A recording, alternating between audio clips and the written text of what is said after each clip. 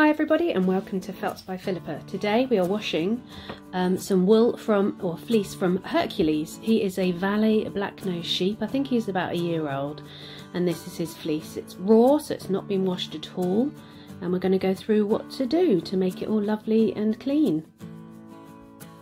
So first off, what we do is, this is it in its natural state. And I'm going to fill the sink with hot water. Now this water has to be so hot that it's going to hurt your hand to put it in. Hence I'm wearing a pair of gloves because that makes a big difference and makes it a lot easier for me. I'm also using some powder washing detergent. I find that to be the best one to clean things up. So if you put some of that in, do all the agitating now before you put the wool in, because you don't want to agitate the wool too much, and you want quite a bit of water because you want the wool to have lots of space to spread out and move around. So pop the wool in, and then I know this wool and I know that it's okay for me to prod it quite a bit like this, because I've done this quite a lot with this wool, or fleece I should say. So prod it a bit and then leave it in there for 20 minutes and then come back to it. Don't leave it for too long. There we go. So 20 minutes later, pull it aside and you can see how dirty the water is. So we're going to let the water out, and then I'm going to put some more powder in and do exactly the same again. So it's going to be 2 washes. Again, I'm squeezing it quite hard because I know that this wool is fine with it. I do it in quite small batches as well. Don't do too much at once, otherwise it's not got enough room to move around in there. So this is the second wash, again really dirty.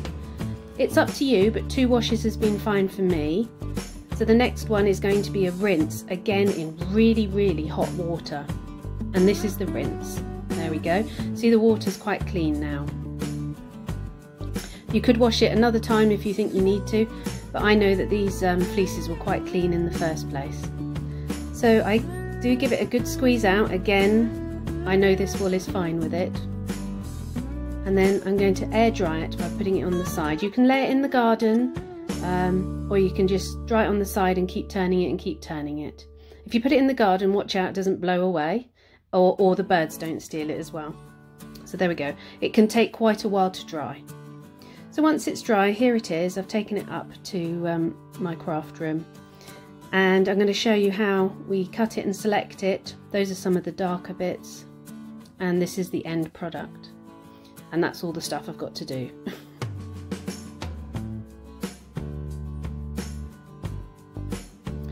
So it's quite simple. You just grab hold of the ends of the locks, try and get to the base and trim at the base.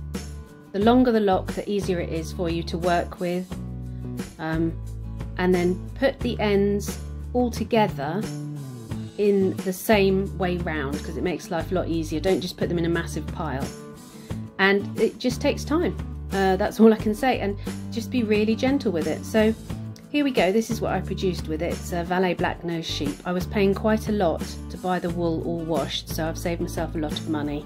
But there he is. Thanks for watching, and don't forget to subscribe and like if you want to see more videos. Thanks.